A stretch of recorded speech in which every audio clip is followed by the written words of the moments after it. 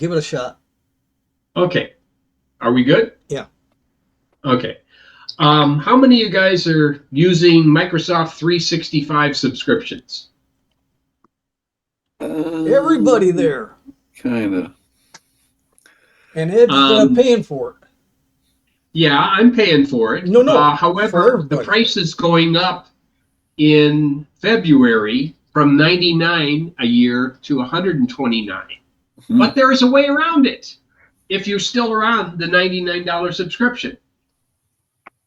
Go to manage your subscription, attempt to cancel your current subscription, and resubscribe on Microsoft 365 Family Classic. $99. Then you don't have to, they don't force the AI on you. Oh, okay. Yeah, I read that tip also. So I just did it, and my renewal is scheduled for, of all things, February 15th. Their increase is February 14th, according to the email they sent me. A nice little Valentine. Yes, I thought so too.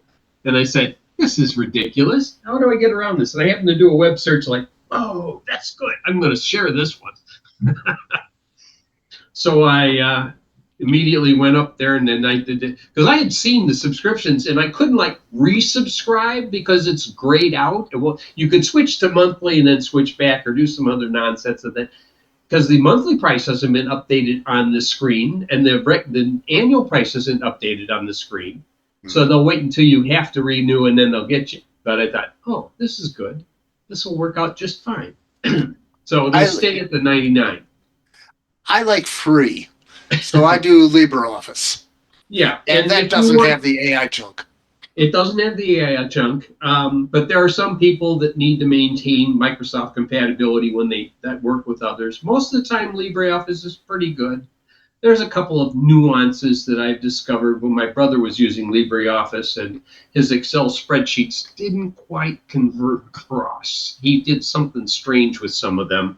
I was able to bring them across after a great deal of work with them, but I don't think he uses any spreadsheets now since he's had his stroke, but that's probably a good thing. But anyhow, if you want to stay with the Microsoft solution and you don't want to play the upgrade game of finding 2016 and 2019 Office being discontinued, then you have to do 21 or 24. Yeah. If you just do the 365, you automatically download the versions, and then you can save to your local hard drive, and it's pretty much business as usual. But you'll still get the new Outlook. It's tried a couple times. It has not been successful. I'm still on my original Outlook, so I'll do a quick share. Let's share right here. And by the way, here's a nice little aside. Good. Who knows the difference between Microsoft Defender and Microsoft Defender? But that's Microsoft Defender Unchained. They're two different things. Right there, here's try the new Outlook. It's still set to off. Good. Yes. So I'm waiting for them to push it, and then I'm going to say, are you going to demand that his paid subscription member move to the new Outlook? And we'll see how that works. They may or may not. I haven't heard. Yeah. Because I have the Microsoft 365, I have the Microsoft Defender. But the Microsoft Defender does want to do things like, oh, let's set this up on all of your devices. I think, no. You told me to set it up on all my devices. I have to fight that one. Why do you want my phone? And unfortunately, it has the same name as the security software. Yeah, it does. The security feature. Yes, and I think that's deliberate. That's the deceptive advertising. Well, sooner or later, it may all get folded into the security center. Well, one of the things I discovered with my new Tapo switches was that they are Alexa compatible, but unfortunately, it doesn't work on a Kindle because they don't have the app for the Kindle. So how does it work with the Alexa on Kindle? Compatibility. Always a problem. I mean, it should be able to run on Kindle Fire 8, 12th edition. The one would think it's got enough horsepower to be able to support the app. However, they just say it has to be greater than Android 5, I think, for the app itself on Google. And the equivalent Android that my Fire is running, I think, is 9, maybe 10 by now. It's 9 point something, 9.5, I think. So it should have been able to run. It just nobody's allowed it to port, and the Amazon Play Store doesn't want to add it, even though Amazon is selling these things. Well, there is an underlying problem, and that is that the publishers are trying to squeeze as much money out of e-readers and e-books as they can, and that's because they have declining physical book sales. Yeah. No, this is the only way they make money. I've bought tons of books through Amazon. I should be supporting at least 2 or 3 other tablet users. And there are programs that will convert. I will put in a little plug for Calibra. Yes, I have used Calibra to convert things across. The one thing that it doesn't do that, I'm not sure if it's an add-on or you got to use a separate program, is to convert your Kindle format books to EPUBs. I mean, I've used a couple of ones that I found out there that will basically break the copy protection on it, so I can copy it as an EPUB and look at it on other things that don't have the Kindle reader on it. I thought I saw that they addressed that exact issue somewhere in their forums, and it may be an add-on. I think I'm pretty sure it's an add-on program, and they want you. You get 5 converts free, and then they want you to pay for it. And I've done my 5 converts. Most of this stuff was when I was trying to put Kindle books on my Nook, and the Nook didn't support the Kindle formats. So I would use this tool to convert the books, and oh, good, I can read it on the Nook. And then the Nook died, so I ended up getting a Kindle anyway. Yeah. Yeah. Like I say, compatibility, formats, the reason they are proprietary, as I say, is so that the publishers will continue to get paid. Yeah. Has anybody else noticed any problem trying to access the admin interface of their Cisco routers? Not Cisco, but Linksys routers using the Linksys Smart Wi-Fi?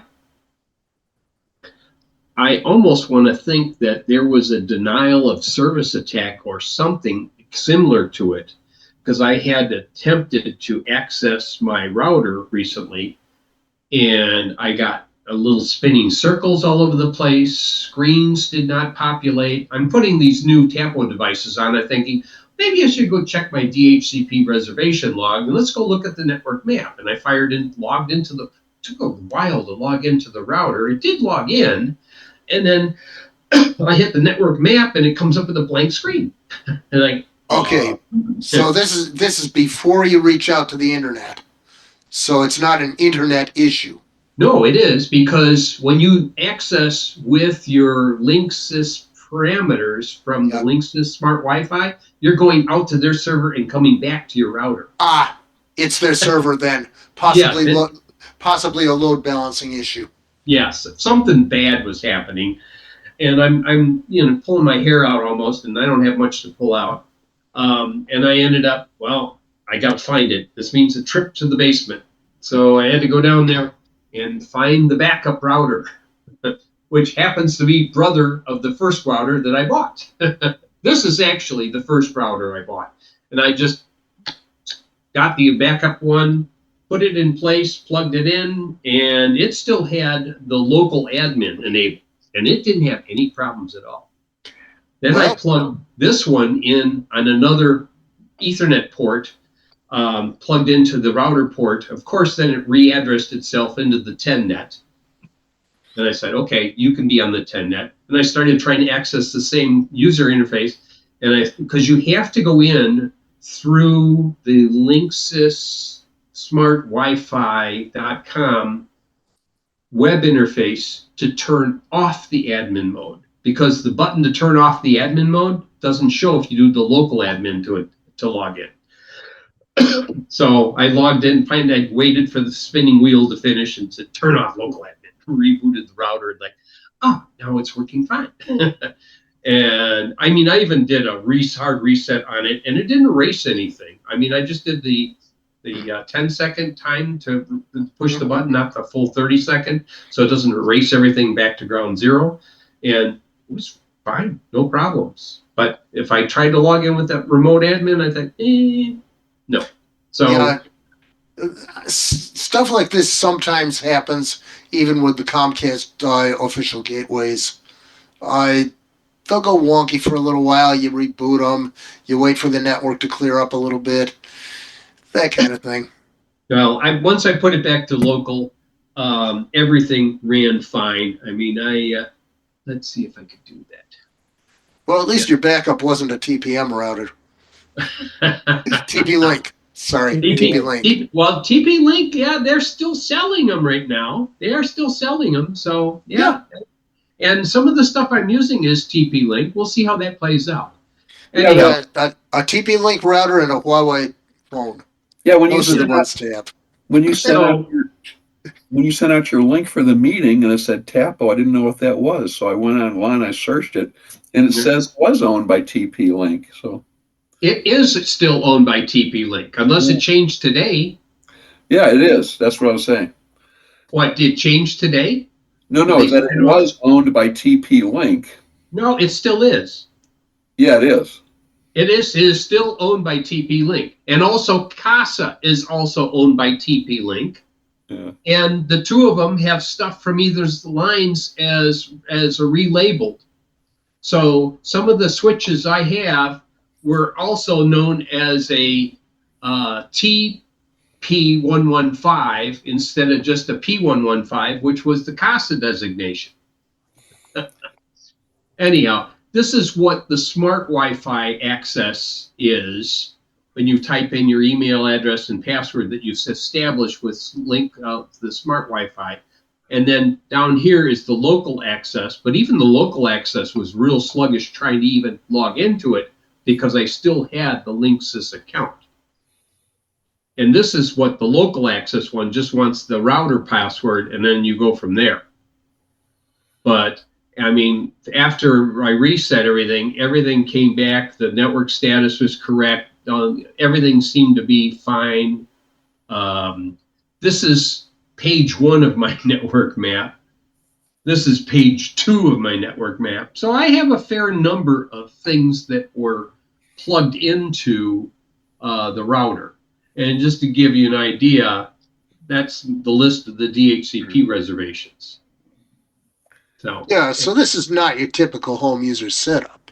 Sure it is. It's just, well, it's what they call power user. Yeah. Yes. I almost was. At one point in time, I was considering using the second Linksys router as an access point.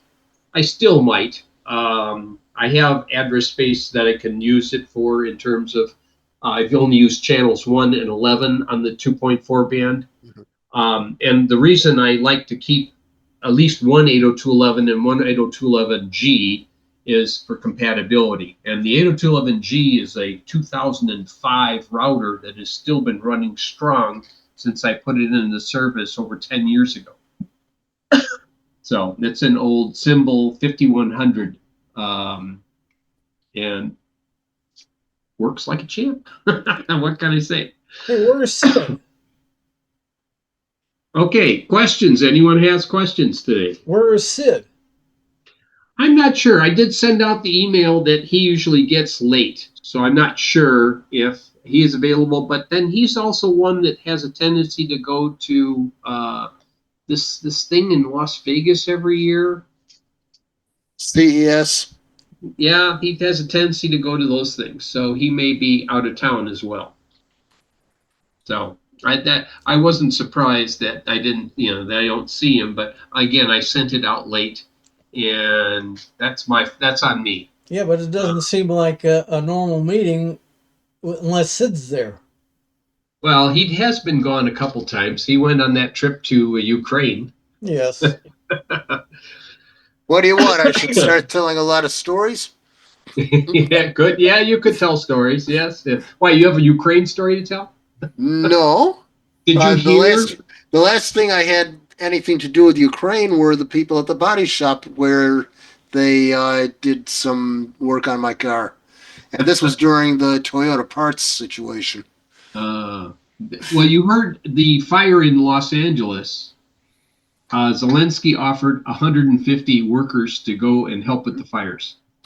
That was after Los Angeles County gave Ukraine some old firefighting equipment. Maybe. Yeah, they're going to bring it back and use it to put the fire. You've got to remember, Zelensky used to be a stand-up comic. I know. Yes, I do. I recall that. Yes. I think all politicians should be stand-up comics. Yeah. Especially aren't they already? Especially no, some of them are just jokes. Yeah. This is what I'm getting at. I'm going to start coughing here. Sorry. But then again, Sid would have had you in stitches too. Yes. Who brought questions today for open forum? We have any new questions? I've already had my questions answered. Stumbled across them. Mm-hmm. No hands up. I see Harry and Sanford are quiet today. I'm sorry, I'm really suffering over here, so I'm just trying to not cough in the microphone. Well, I don't think you'll be able to send us anything unless it's a computer virus. Yeah, but like Bob is wearing headphones, and all of a sudden I cough, and you can see Bob's eyes suddenly bulge out of his head. I know, actually, because Zoom does a good job of moderating sudden increases in volume through any microphone. Depending on the settings. Okay. There is an audio setting that will let Zoom automatically set the volume level. That will suppress sudden noise. And also background noise suppression, interestingly enough, will also suppress a cough a little bit. Mm-hmm. That reminds me, there's a piece of software, and I gotta dig it out, that some people who use Zoom use this piece of software, and it does a great job in noise canceling. But I think it costs money, if I remember right. But Bob, are we sending that to Terry? this is regarding yeah, there you go. noises that you it. don't want, like if your spouse, like with Terry Moy, come in and they want to have a conversation, most of the conversation wouldn't even be heard by the Zoom attendees. In this case, you do not want to turn on original sound for musicians. Why? What does that do? It faithfully lets everything go through.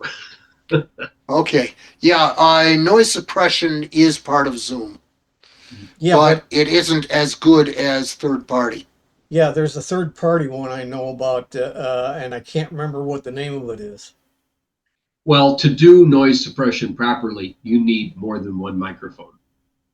So I don't know how you're going to do much noise suppression with a single microphone unless it's able to digitize at extremely high rates and try and detect multi-phase sounds. You don't need more than one physical microphone. You need more than one sound sink. Well, yeah. As we say in Linux. Yeah, it's easier to do it with multiple microphones. Having done some of that noise suppression in mobile telephony in the past. Well, Bob, you have a piece of software that you've been telling people about. Yeah. Well, mine is for the video end of it. And as you may notice, the webcam is tracking me, which my webcam normally in its default mode won't do, and Windows won't do. There is something called a virtual webcam, also known as a loopback, which can be generated, and it can be shared among a serious number of applications depending on what your system can support. And the software, I can probably share my screen.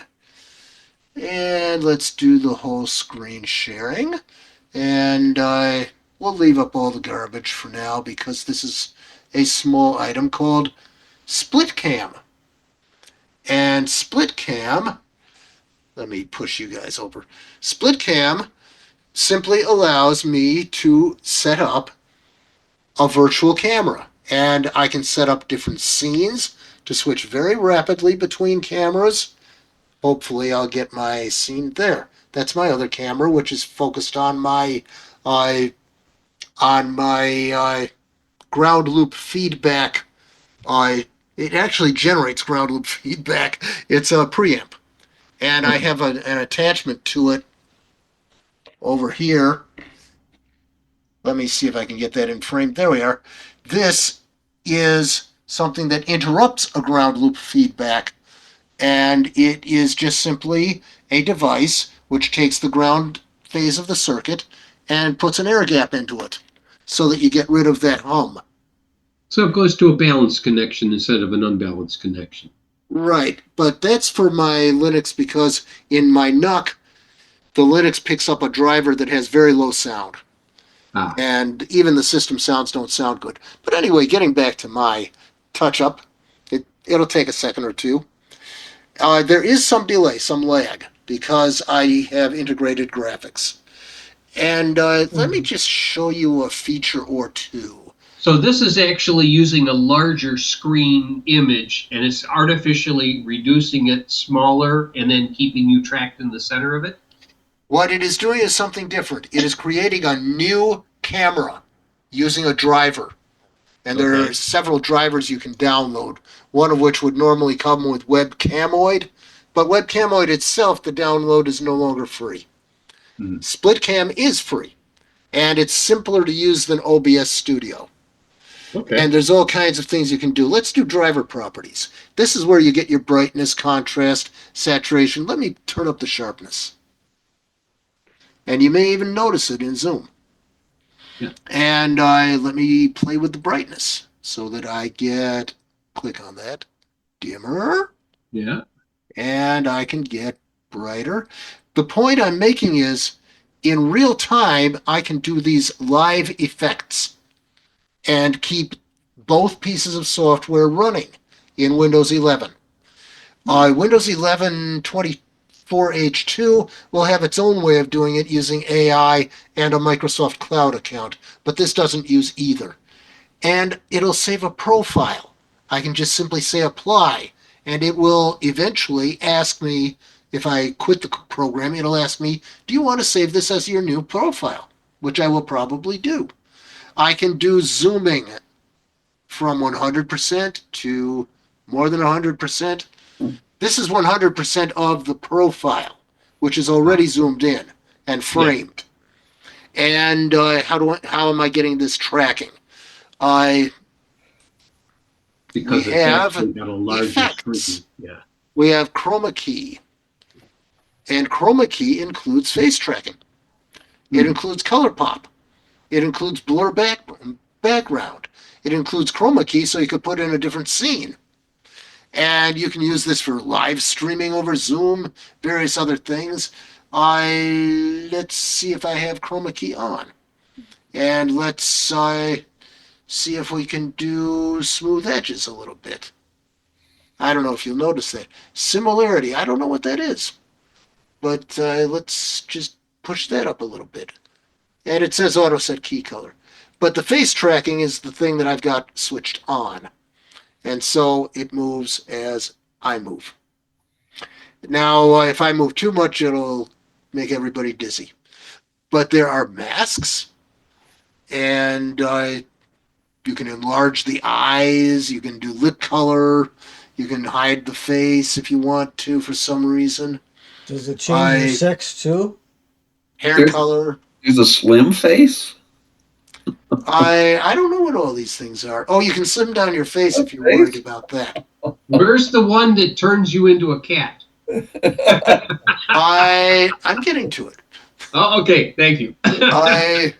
There are lookup tables, and this is where there are different things that you can do. I have an original. There's one called Black Hawk Down, which actually looks pretty good over Zoom. And there's something called LUT. I don't even know what that is. There's Nature, which is a different one. And I'm going to put it on Black Hawk Down and save that for the time being. Frames you can put around yourself, a Mhm. window, You can frame various others. yourself. That's- Let me get this out of the way so we can see what one of these other ones is. Let me hide floating meeting controls. Vignette, and you can do custom. Hey, Bob, I looked it up, Bob. LUT, it says refers to a lookup table, Yeah. which is a predefined set of color adjustments applied to your footage or image. Let's do a drop shadow. See?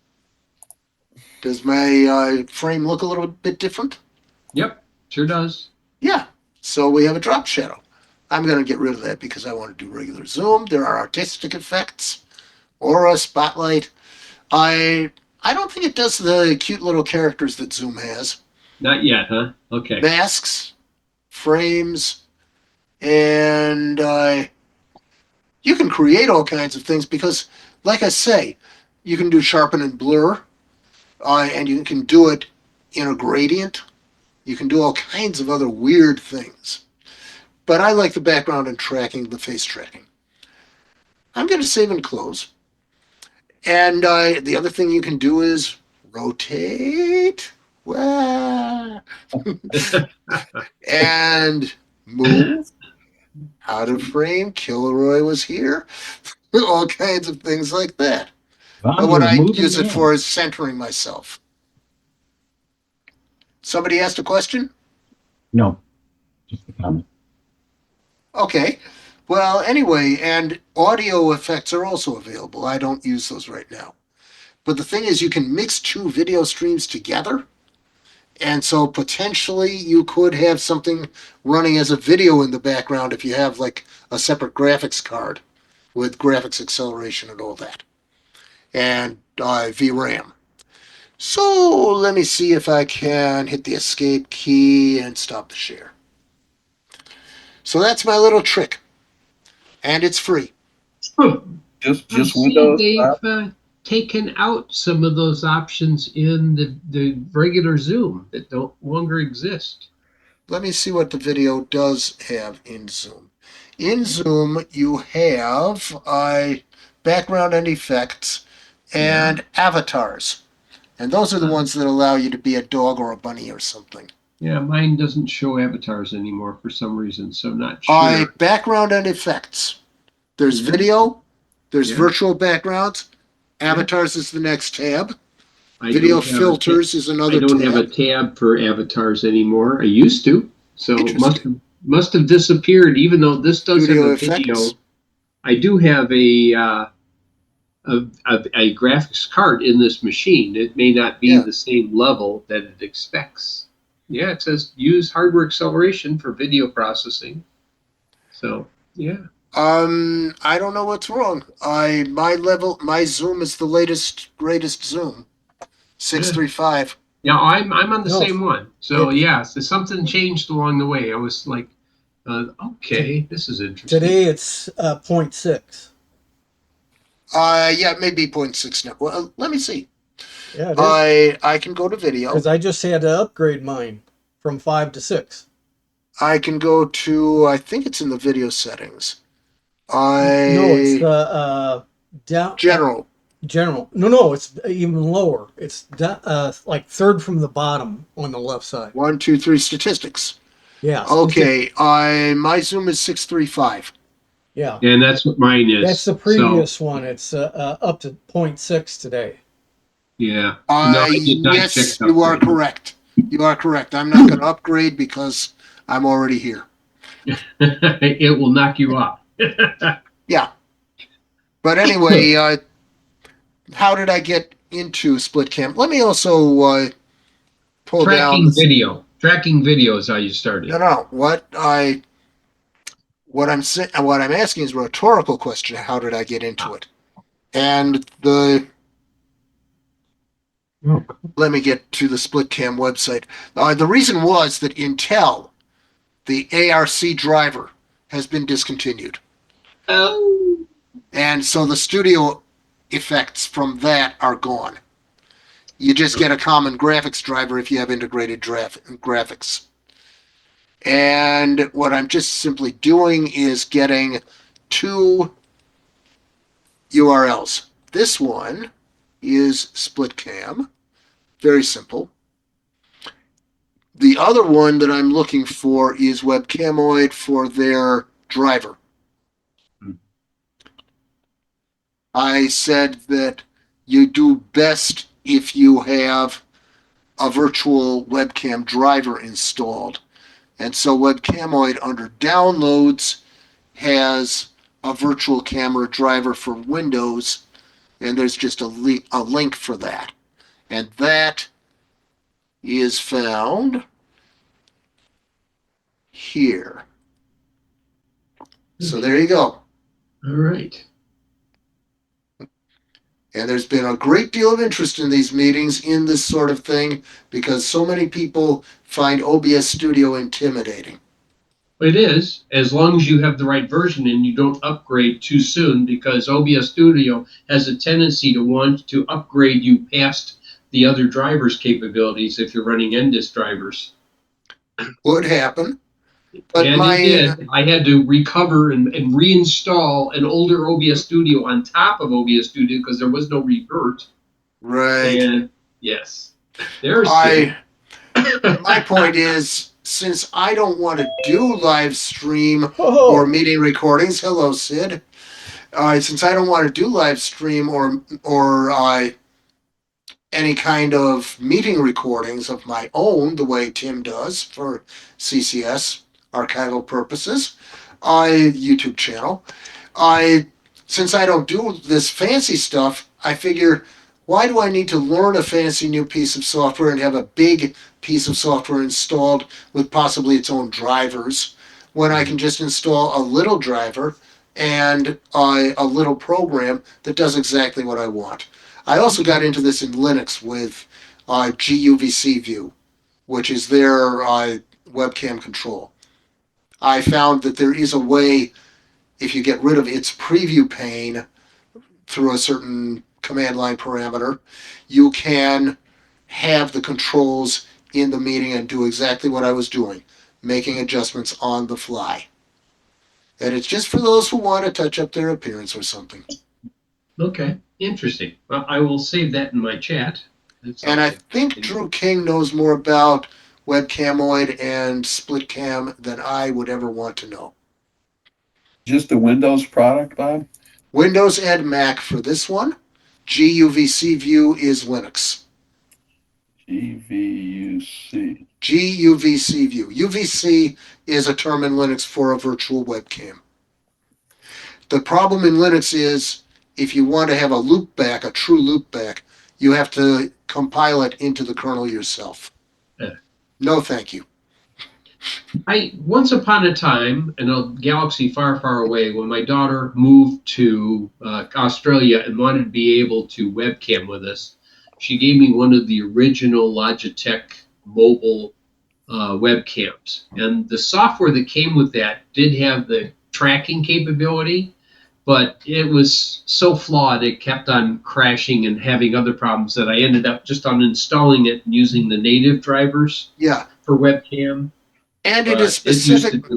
It tends to be specific to Logitech, and they don't upgrade it as Windows upgrades, and then it gets security issues. I could get rid of all my Logitech software now, except for the drivers. But the drivers are not Windows 11 security compatible. That's why I let the most of my webcams, I just plug them in and let Windows on the driver for them, and that's usually enough. Unfortunately, it wouldn't do that with my older Logitech webcams. The 600 series. Yeah, that's why I upgraded and just said, how much does this webcam cost? $24. Good. You're sold. Send it along. What's the resolution? 1080? Good. That's good enough for me. Right. I have that on my other computer. I have a Brio 100, which is a nothing webcam from Staples.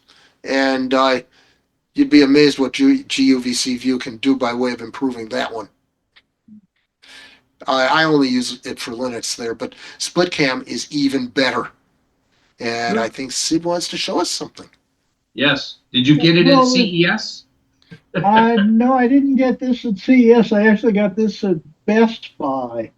You have one open by you? There are actually two of them around me. If you're buying something like this, you buy it at the one in Bloomingdale. If you want something quick, close, you go to the one in Schaumburg. Sales tax in Schaumburg is 10%. Sales tax in Bloomingdale is 7.5%. Uh-huh.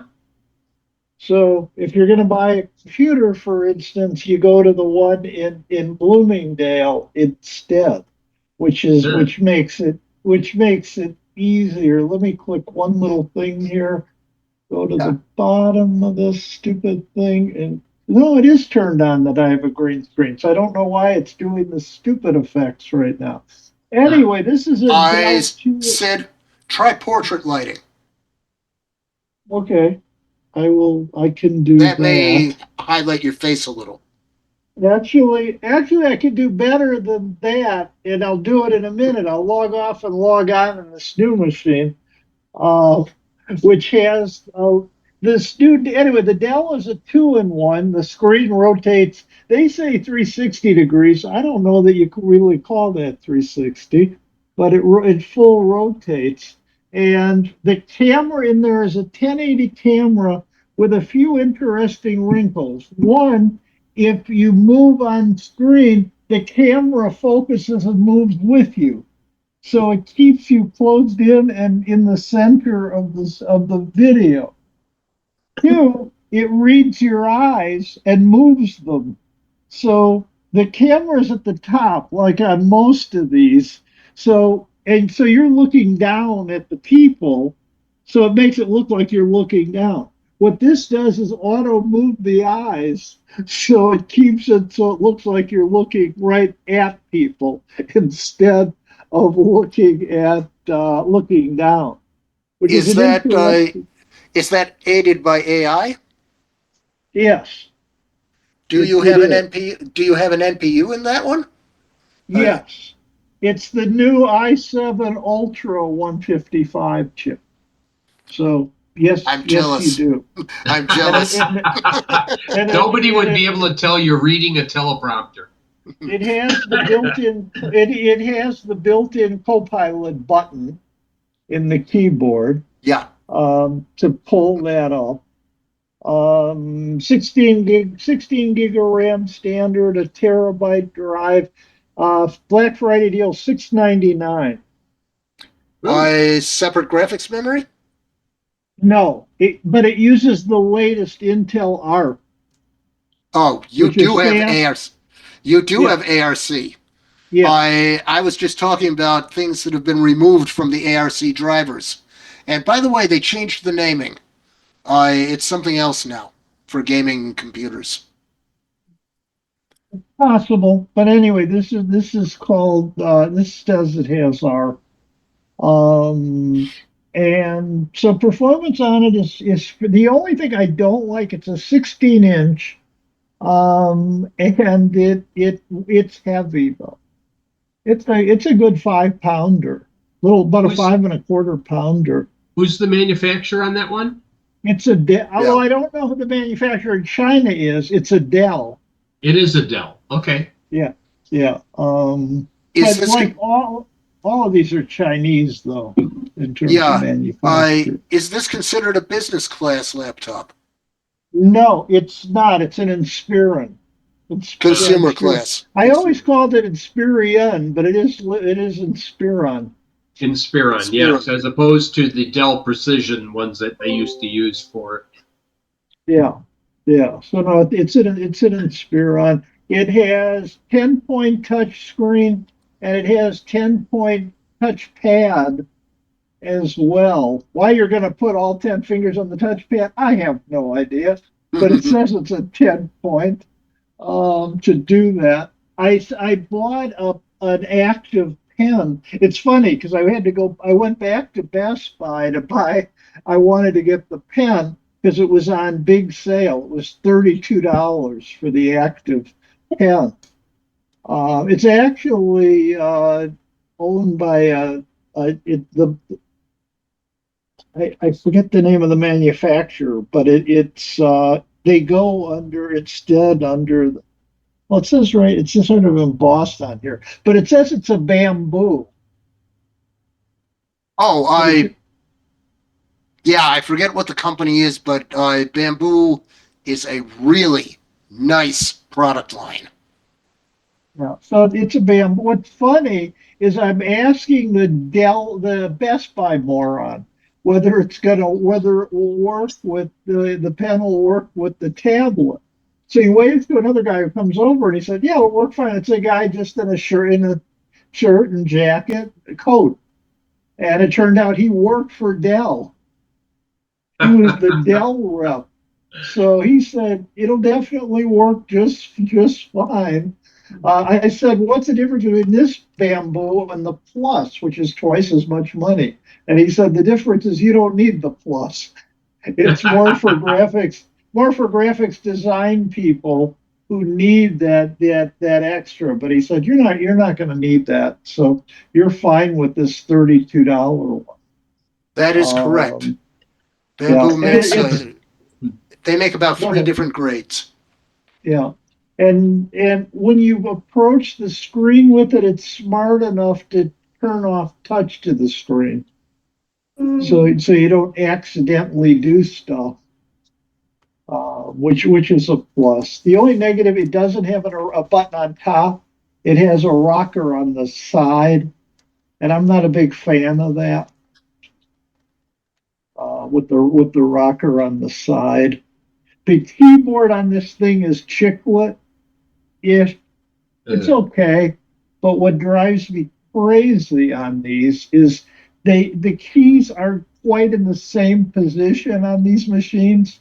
So the one I'm on right now, the LJ Graham, which is a 17-inch that's under 3 pounds, which is why the 16 feels really heavy to me. But 6.99 was not a bad deal for it. I figured, and it pretty much did what I needed. And then a couple months, then before I went to Ukraine a few months ago, I wanted to take a new machine, so I bought this one, which is an HP.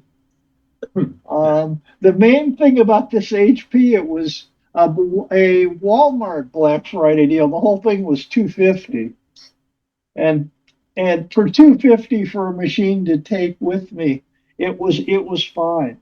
Um, not the greatest machine in the world. It's okay. It had what I needed: 15.6-inch screen, also 16 gig of memory, and this came with a 512 SSD inside. Um, but for $250, it was good for that use. But Which anyway, I process? brought it. Go ahead. Which processor is this? The HP, the $250 machine is actually an i5. Okay. It's an older i5. I mean, for 250, you're not getting a latest gen of anything. So No. it's a Core i5, and it runs actually reasonably well Mhm. for what it is. And as I said, for what I needed it for, it was good, and for the price, it was good. This all started because this wonderful light mil spec, and by the way, the Dell is mil spec also. Um, Mil spec, but three keys have broken off this LG. The space bars are the shift keys were double width, which means that as you use them, they just crack. Evidently, the keys were not mil spec, so The they thing just. you need is the new MSI. Is it a GT 600 keyboard? The one that came out for $80, full I motion. have a keyboard sitting on the front of this thing. It's a mechanical. Yeah, Um, it's a pretty close to full size. The thing that bugs me about it is if you could see it, you can't really. The labels on the keys are in a font that looks really strange. Mhm. okay. If it wasn't a keyboard, it's QWERTY, so you pretty much know where things are. You couldn't understand what these keys say because not That's only are they lightly printed, but there's stuff on them that you just drives you crazy. But it is Bluetooth. Uh-huh. Well, I'm going to Which share is- this, and this is Yeah. the one that I will probably add soon to some of my stuff. Mhm. And they say it's got full replaceable keys. It's a gamer's keyboard is what it is, but it's definitely built. This is like my old Northgate keyboard. I think it was Northgate. Was that the brand name? That one weighed 10 pounds for a keyboard, but it wasn't going to go anywhere. It was actually heavier than the original IBM PC keyboard. Yes, and it was. I still have it, but it uses the old style DIN plug to plug into a computer. And unless I adapt it to USB, it's not going to go on any of my new ones. Yeah. Machine number 3. This is a mini Dell refurb. Bought it off of Amazon. $122. What processor? This one is darn. I don't remember off the top of my head. I'll look it up here. It's not the N100, is it? No, No, it's not. no. Okay. It's actually, if you want to look it up, it's an OptiPlex 7050. It looks like. Oh, that's an 7050. AMD, right? That's a Ryzen. Yeah, okay. It's got to be, and it may be a Ryzen 3 though. I don't know. No, I think it's a Ryzen 5, probably. It came with Windows 10 Pro, and the Windows is worth more than the 122 total of the machine. At least for now. Well, yeah. That Yeah. should. But it's a nice little thing. It's got lots of ports on it. Yeah, I've got a whole bank of ports on I it. got 3 of these kind of machines. One's a 3000 series, one's a 5000, and one's a 7000 series. And they're either Intel 8th gen or 9th gen. Yeah. I it's Intel- love the number of labels on the bottom here. The number of symbols there is just insane. How many symbols are on there? Unbelievable. Unbelievable. By the way, once 10 goes out of service, since that's Intel based and it presumably has a regular BIOS of some sort, you might want to consider converting it over to Linux. Yeah. Oh, they even though this comes with 10 Pro, it supports 11. Odds are this one. these were, I assume, refurb take-ins from somebody. I'll tell you right now, the odds are 11 will install and work fine. Okay. It's a business class machine to start with. So it'll have TPM, and you only have to have a TPM 1.2, though it prefers version 2. And you'll meet all the other specs that are needed. I'm pretty positive. Yeah, no, what I read was it supports 11. It just came. They didn't wait. They didn't want to bother to do their upgrades. Right. So it was probably built with 10. Right. So they just left it. It probably was built with 10 because it's probably 3 to 5 years old. See, a lot of these kind of machines come out of businesses every 5 years because that's when they automatically upgrade their stuff so that they don't have machines failing frequently. So they get rid of the old ones. They go to resellers to refurbish or sell as is. Yeah, it did true. I will be right back. The dog is pacing, so she's got to go out. You sure that isn't you? Dog paces. You have to pace the dog, yes. Oh, I don't know about that. Think about earbuds. Buds, I can still hear you while going to the door. Until you get out of range. Yeah. Well, these are Pixel Buds and Bluetooth, and they have a pretty good range, so it's possible. This is I bought I've been try I was trying out keyboards. So if you're me, you just keep buying them. So this one is another one here. This is 100% with, which I like. The one on the sitting on the keyboard is called the 90%. And then I have another one here which is 60%. This is an Aki RGB mechanical gaming keyboard. Mm-hmm. It has a fairly nice touch. I grew up on the original PCs and ATs with the wonderful keyboard, that big metal, heavy duty, really great touch keyboard with the big enter key. I still have one. I do too, somewhere. It's got the old port though. Yep, it's got the old style plug on it. Yes. Yeah. Yeah, and I don't mean even the mini DIMM, the full size original DIMM. Yep, it's the full size key. Yes, it is. Yeah. So, but this has a fairly nice touch. But this one you have to plug in, which is why the cords are wrapped around it. Where that 90%er here is a Bluetooth, so it doesn't have to plug into anything. But yeah, so my old Northgate is an OmniKey Ultra. Okay. One of the classic ones, and they're still available on eBay, going for between $200 and $300. Yeah. Wow. It was $100 when I bought it years ago. Yes. So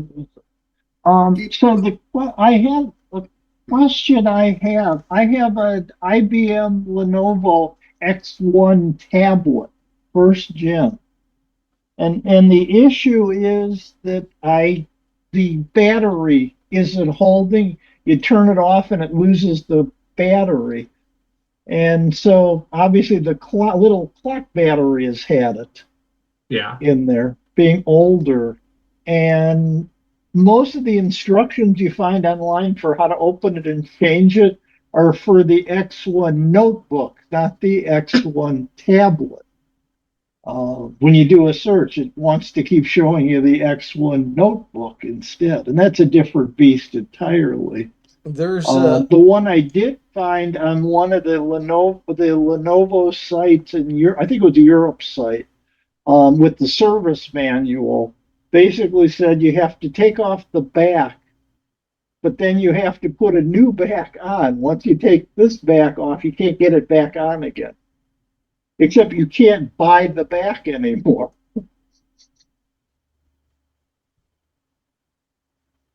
Well, you might find one on eBay. Well, isn't it glued on or something, as I recall? Yeah. Oh, it's actually it's from the image. It's in a little red holder that's held by two pins to the motherboard.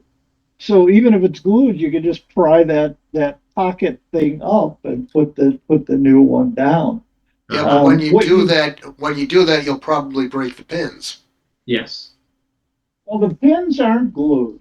The little cable, according to the picture anyway, the little cable comes off to the motherboard, and that's just two pins stuck on. The attachment is at the other end where the battery is. Yeah, but when you get the back off, there's something that holds it on, maybe clips, that have a tendency to just simply break, and so you're going to need a new back. Or just duct tape.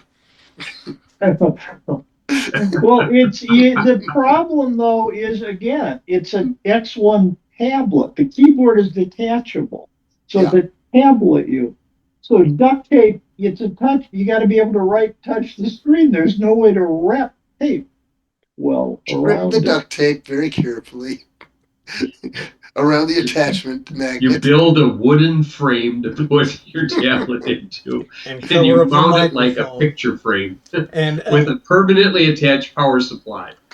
Or Yeah. Go to a maker lab and 3D print one. Yeah, might be able to. Library. Except you'd need the data file for that, and I don't know where you get the data file for a first gen X1 tablet A back. lot of them, people with the 3D now have 3D scanners, and they Yeah. would take the old one and scan it and make some adjustments where needed. Yeah, it has to be very precise scanning, but there are scanners that can do that for Maker Labs. So basically spend more than the price of the system. Yes, yes, yes. That's the problem with older technology. You look at it and said, why the heck would I even want to use that anymore? Because that whole thing can be, all of those laptops can be replaced by this little box here. Yes. Yeah. Well, Minor details. I still run a Minor. Chromebook that no longer receives updates, but I run Linux on it. Yeah. And it Yeah. was Intel based, so it was worth saving. Yeah, I'm still You mean looking. like one of these? Yeah. I This is a Samsung Chromebook. except yours is probably ARM based. It's 50-50, just about. There are some that are Intel based and some that are ARM. If it's Yeah. ARM based, you can't convert it. But if it's Intel based, they're convertible to a Linux laptop dedicated.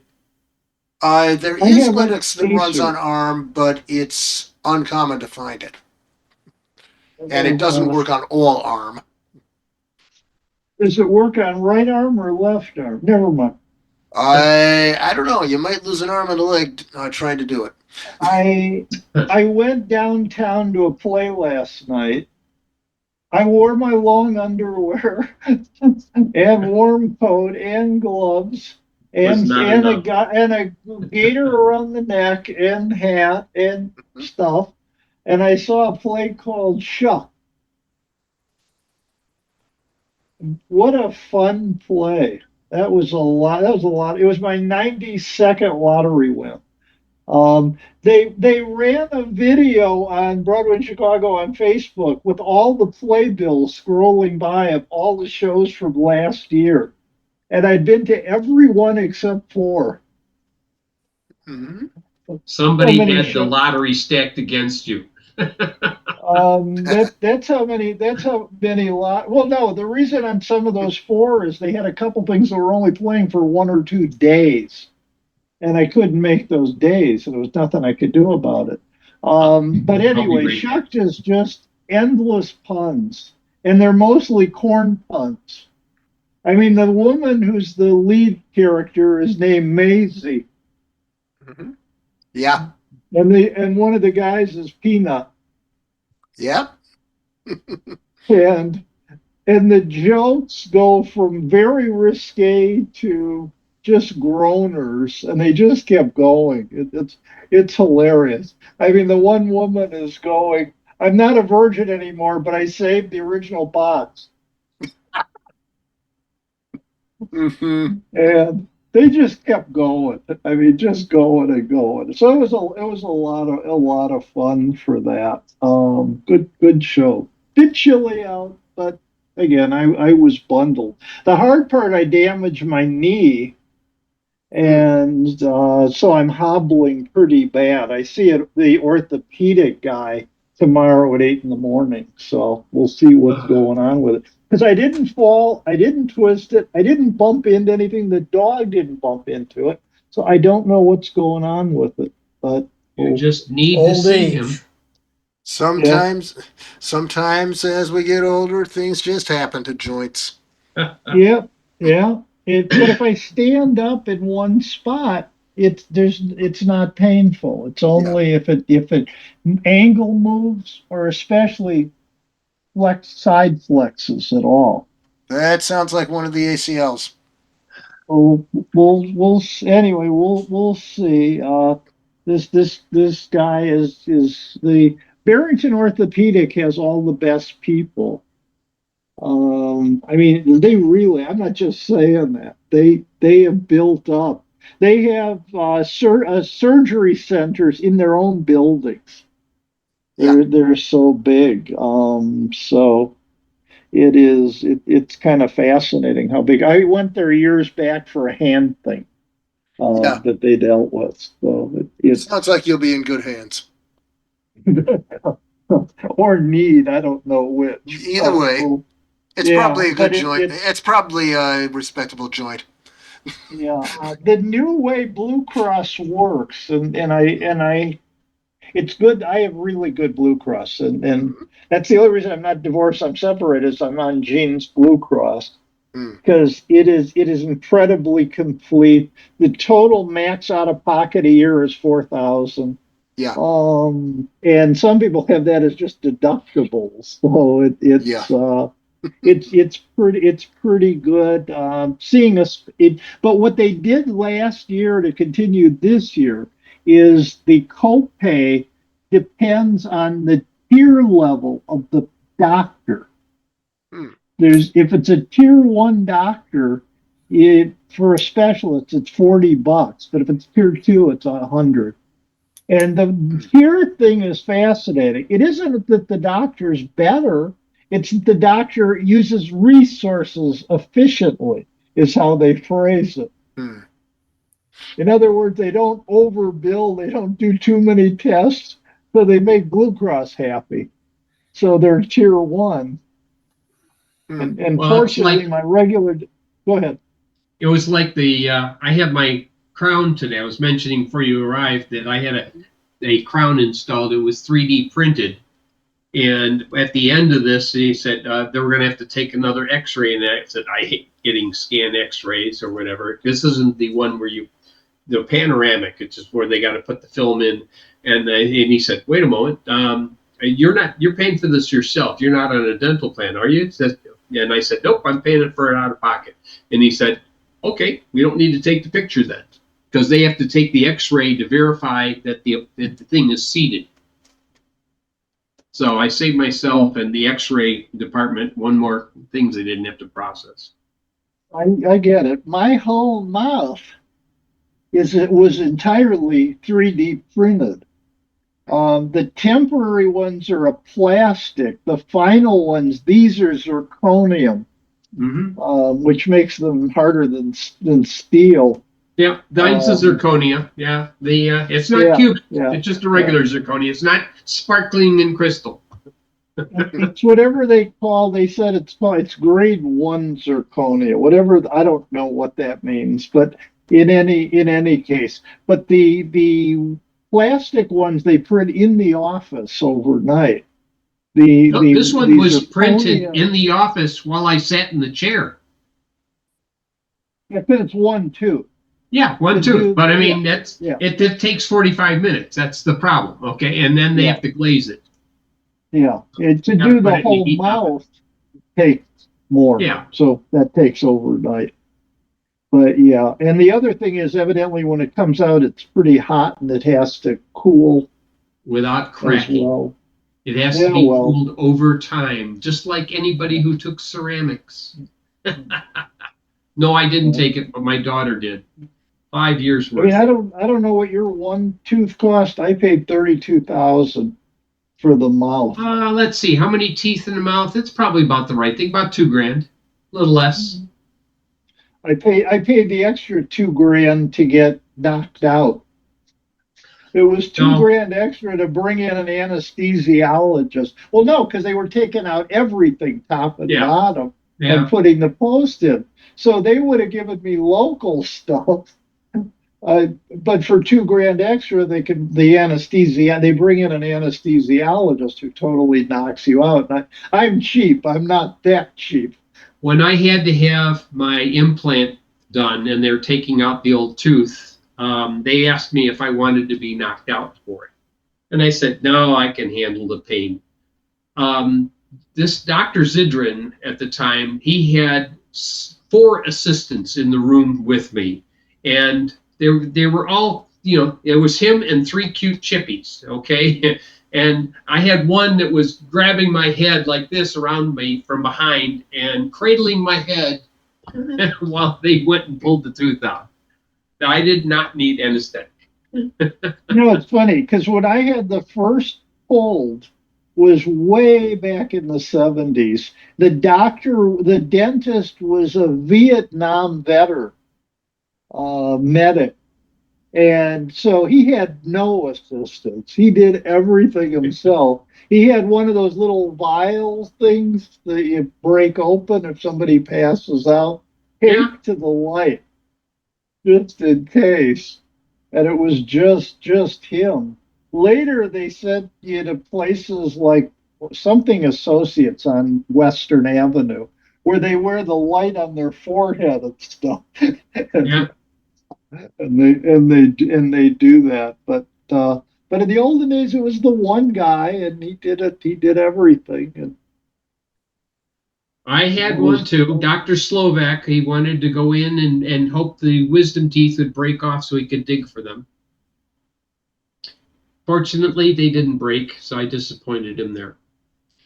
So I will start with our those are presentation the for tonight. breaks. Can Let's you see if I wait get 1 the right minute? one. Can you give me 1 minute? Sure. Because I'm going to log off this machine and bring up the other one and call and come in on that. Okay, go Because ahead. the battery is ready to die on this one anyway. Ah, So I'll be.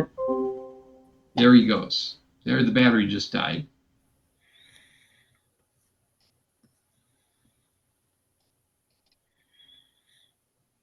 Wonder where it gets the name for this. Why he calls it router upgrades and caveats? Because that's not what it is.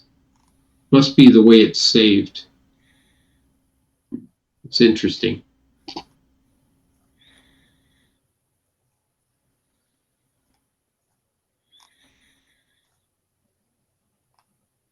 Okay, let's let him in. Admit. Nah. We already had enough. Okay, let's do that. Good. All right. Okay, and we do share. I'll have to look and see where it gets some of this stuff from. Because I did a save from a PowerPoint, save to PDF, and it still has the original name of the original thing I started with years and years ago. Anyhow, this is fun and games with a Tapo smart switch. This is what I used to have, or I still do. You notice it's still in the original packaging. This is the Wemo switches, and the newer ones, the Tapos, come in a smaller box, and it's a physically smaller, doesn't take as much space on the outlet strips as one might be led to believe.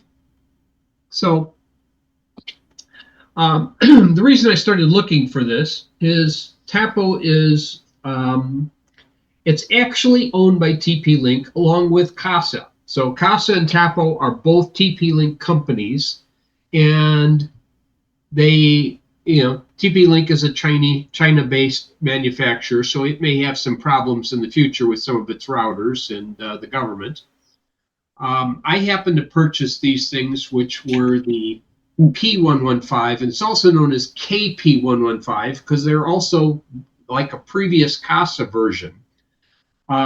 These differ from the Wemo switches that I currently have, as these will support 802.11n, single thread, but it's still 802.11n, which is faster and has better coverage and range just out of the box, like double the range of 802.11g. And there are other switches that exist out there in the Tapo and CASA lines which support Matter. But for me, it was less important to support Matter as it was available. I ordered them, and the next day at 4 a.m., they appeared at my doorstep. And the 4-pack was $22.99, and I purchased 2 packs. So dang cheap, okay? But they seemed to be able to do what I needed it to do. That's what they look like in the glossy picture that you get on the spec sheet. And there's a button on the side, and then there is a reset button available, but you press the power button to do the reset. So you hold the reset button in for so many seconds. It depends on what you want to do. That's basically it. There is a small screw on the plug end that you could use to take this thing apart and see what's inside. The advantage, it's remote control. You can turn devices on and off through the Tapo app. You can schedule things to turn on and off whenever you wish. There's timers, so you can say, hey, turn it off after 4 hours. There's energy monitoring, which means it can track dissipate power use down to 1 watt. So it's a very sensitive power measurement device as well. You can use it voice control. It's supposed to be able to work with Alexa or Google Assistant. However, there's a caveat there, and I'll get to it. It can automatically turn devices on and off to give the appearance that you're home, so it'll randomly turn your lights on and off. And its compact design does not require a hub. This is a Wi-Fi device, so it connects directly to your Wi-Fi. The setup to it uses Bluetooth. So unlike other ones where you got to connect to the Wi-Fi that it's broadcasting and then do some setups with it, this one will allow you to do it out of band through Bluetooth. What they don't tell you is the Tapo app, which only runs on Android and Apple, doesn't run on Kindle or any of the Kindles, because that has Alexa, but it doesn't support the Tapo app. So it's a little bit of a misnomer, and I've questioned Amazon on that, and I haven't received an answer yet. The Wemo switches that I have are supported on my Kindle and don't seem to have a problem. Every once in a while, there may be a little bit of a miscommunication, but usually that's because the Wemo switch is partially not always receiving the Wi-Fi signals. So they sort of will fall off and go grayed out until I power cycle them, and then they're happy again. A couple of the differences between this and the Wemo: if the Wemo is powered on and it power fails and the power comes back on, it stays off. These will stay on. They'll come back on, and when the power is returned, they'll turn back on. Whatever state they were on, they remember what state they were in, which is kind of nice. So why did I want to start using these over the Wemo switches? Well, there is a documented defect. There is a buffer overflow exploit when you try and change the friendly name and exceed 30 characters. I don't know how you can do this remotely unless you can access the devices through the account. So you'd have to hack the account first. And I don't know what you could really do with the processor in a Wemo switch, because I think it's on the small side and it doesn't have a lot of memory. That's why they don't support it. That's why they didn't add WPA3 support for it. So I kind of suspect that there's not going to be too many people trying to hack Wemo switches. What does it have? It does have energy monitoring. So these are some of the screens on the energy monitoring where I plugged a light bulb, a 75 watt light bulb, 9 watt. And you can see it says current power, 9 watts, and how much it's been turned on for. And it keeps track of by day, by month, and by year, okay, how much power this thing is used. So it can keep track of all this. And you can see in the device settings, you can put a location, so you can say to Google to turn on the office switches, and it'll turn them on. You can have an auto off.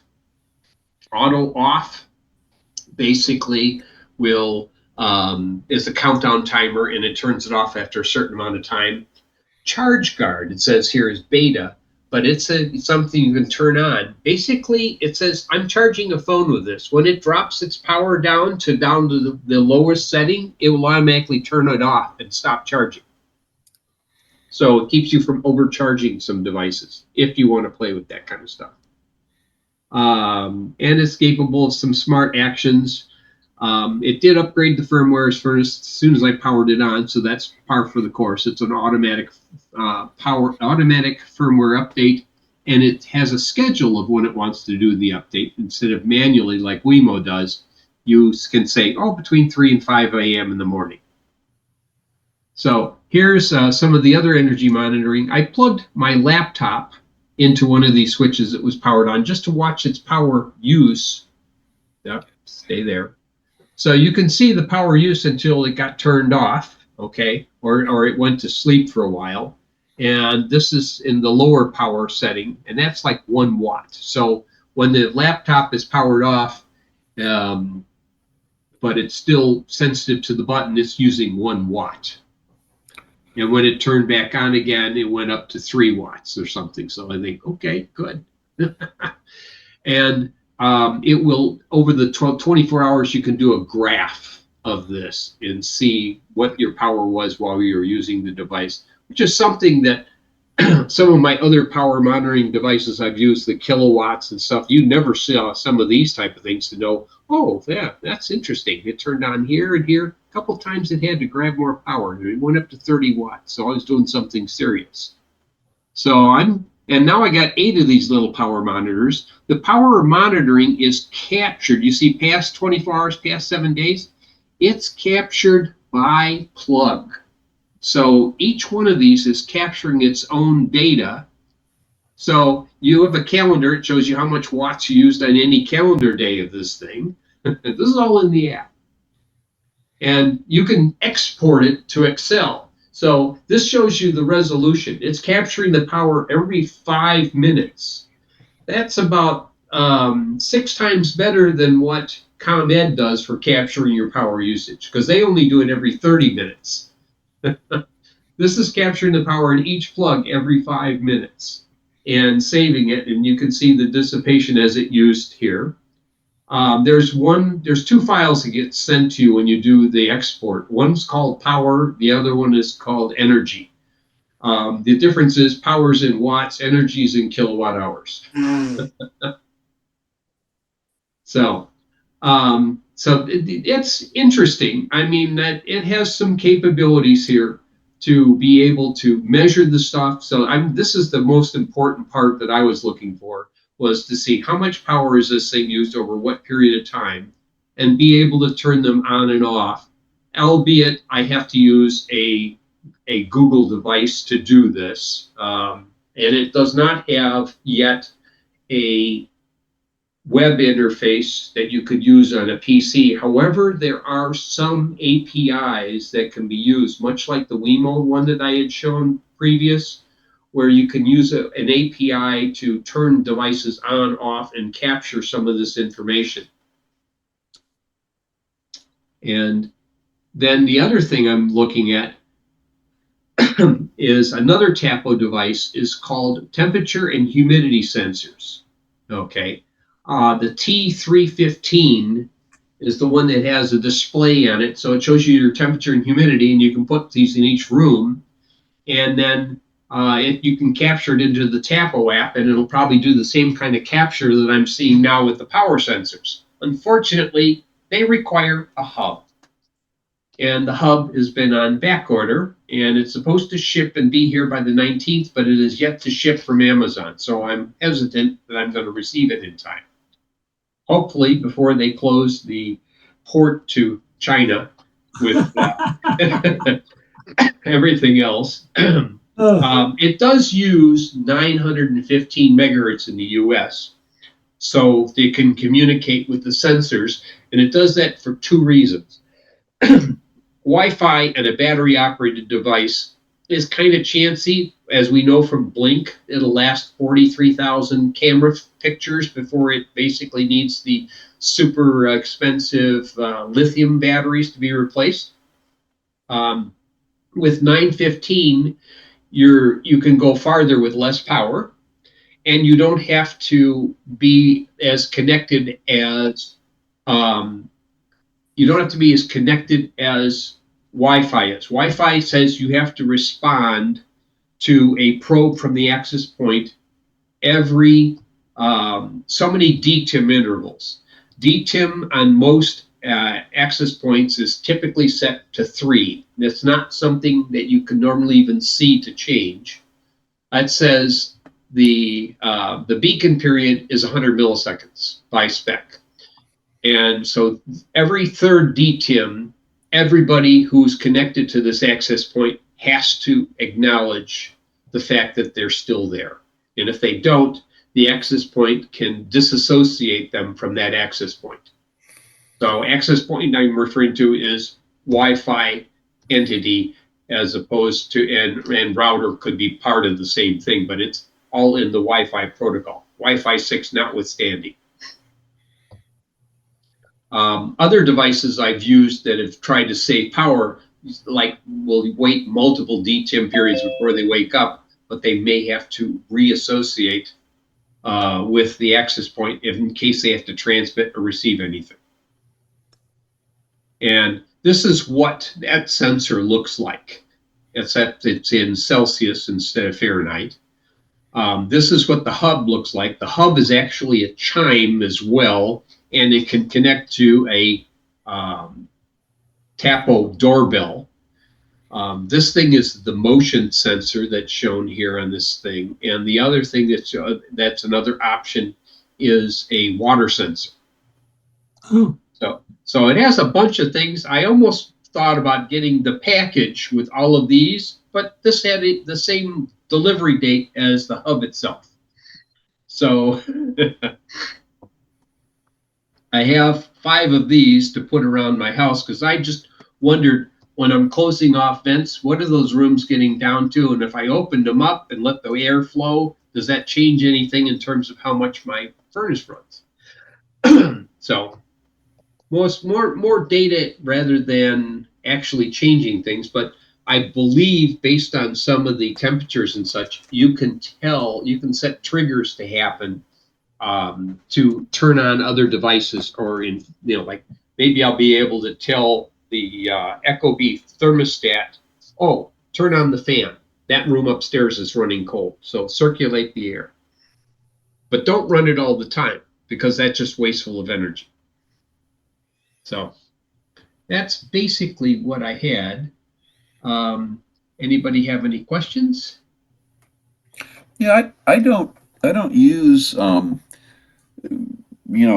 Wi-Fi light bulbs or switches or anything like that, but so I don't know how they work. When you have a set of them, you hook up the first one and you establish a connection. When you go to set up the second one, does each switch have its own? Each switch has its own identity. Tapo has light bulbs as well, color changing light bulbs, in fact, which are addressable as well. Most of the switches and light bulbs are Wi-Fi entities themselves. Some of them communicate with a hub, and it depends on the manufacturer whether they use a hub or they use and what the hub uses to talk to them. The hub could use 915 megahertz, or it could use Zigbee. Some of the other ones I've seen use Zigbee. Using Matter. Matter is the other hub that's out there. A Matter hub communicates over Wi-Fi to these devices as well. So you can, when you set up one of these things, you plug it into the wall. It's flashing a certain set of colors. Then with the Tapo app, it says, I'm adding a new device. Oh, do you already have it? Is it flashing the right colors, orange and blue? Yes, it is. Okay, then it wants to connect with Bluetooth. If it's doing orange and green on the different kind of switches, then it wants to connect to a Wi-Fi access point. So you take your phone, you go to network, and you find this whatever the like Wemo device is saying, good, connect to it. And then the phone app talks through that Wi-Fi connection and configures the switch. Once it's configured, it reboots itself and connects to your Wi-Fi. And now you go back on your phone back to your regular Wi-Fi and you talk to it. So that's how they are set up. And then you can name it so that you know which one is which. You name it, and then you can, if you put it in a room, you can tell your favorite assistant to say, turn on all of the living room lights. They'll turn on. Or turn off all the living room lights. Turn every light on. Somebody's trying to break into my house. That's all on, all off. Yes, Sid. Have to unmute. That guy. Okay, now you Yeah. should hopefully hear me. I wasn't positive because switching machines, I had to manually reset the earbuds to go on this machine. Uh, Earbuds are still connected to the dead machine. Yes. which are well, it wasn't that it was about to die. Anyway, a couple things. I went with the smart light bulbs, and if you read the reviews that it happened to me, they die. Not only are Yes, they they do. worse than the fact they die, no matter what you do, they disconnect randomly.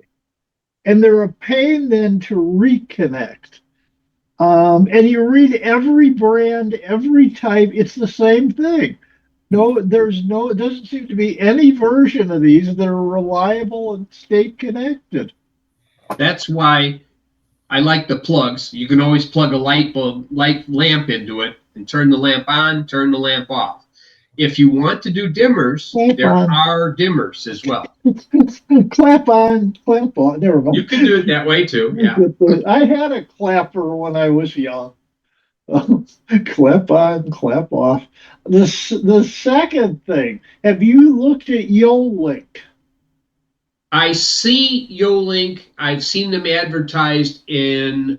I was looking for another hub that I could use, and that's offered by Home Depot. That's where you find the Yolink stuff. I don't know if there's Amazon any too. connection to Tapo or TP Link at all. If you go to their website is actually You yosmart.com smart. for Yolink. The reason I'm bringing it up is instead of using Wi-Fi, they use something called LoRa. Well, that's what 915 megahertz is. That's LoRa. Well, this is in the 6,000 band, they say. Long That's not range. It LoRa. it says it's LoRa based, but I thought it said LORA it is was a not in the higher band. 6 gigahertz band. No, it's not. But it's evidently very efficient because I bought it along with 4 water sensors, which is Yeah. what I bought it for. I put 2 in the basement, 1 upstairs, 1 under the kitchen sink. They're incredibly easy to connect to. There's a QR bark on each of those sensors.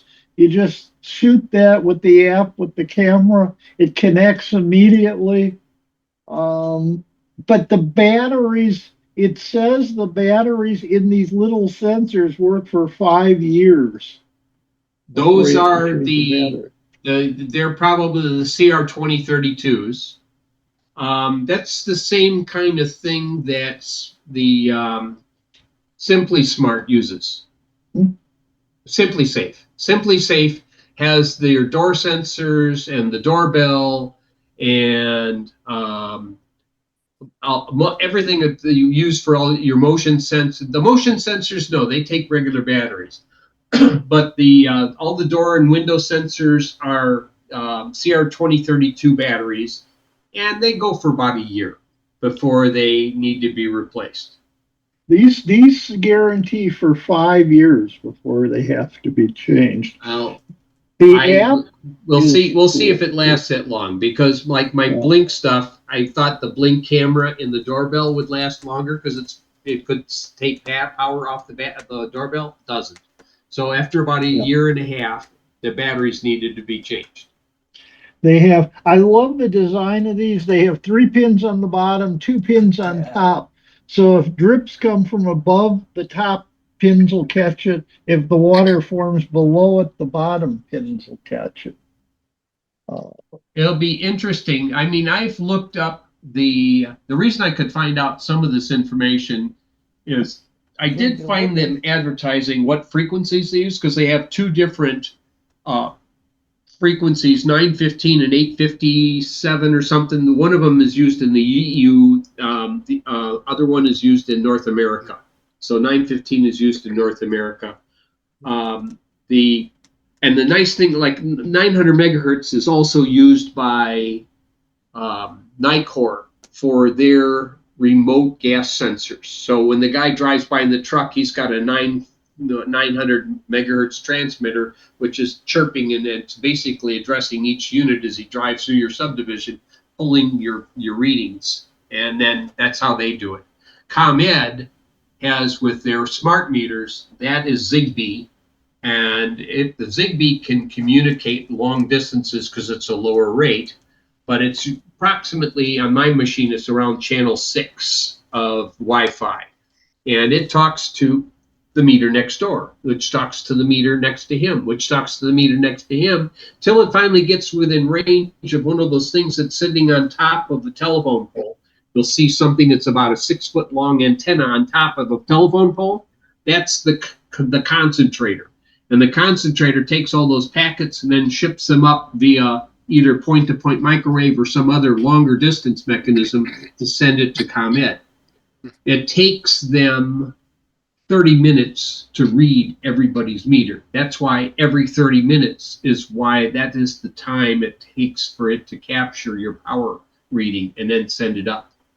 So they will, if you're looking for how much power you used over a given time and there's a power outage, it may lose one of those readings, but the meter itself keeps it in NVRAM so that it doesn't ever lose what the number is, and it's always an ever increasing number anyway. So Interesting. Can I do a really quick share? sure.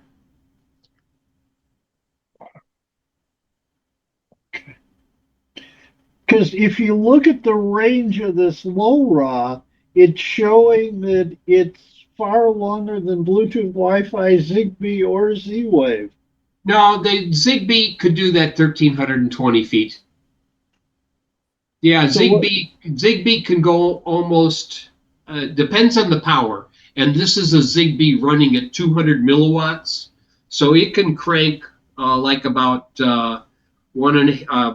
almost a kilometer and a half.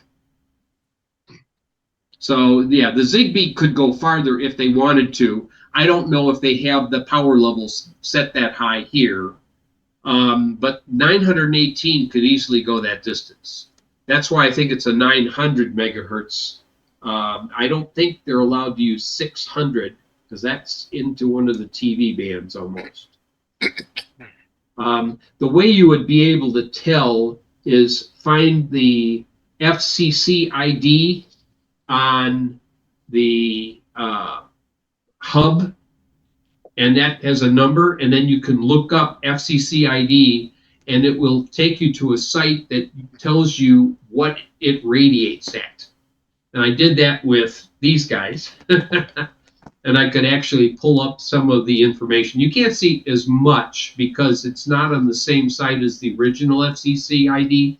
So the original FCC ID, you could see everything, including the internals and everything else, and the schematic. Now they're on another site where they exclude the proprietary stuff off by their request. But they have to submit that for FCC approval. And that's where they get that from. Yeah, there's the frequency of this one. Okay, let's see.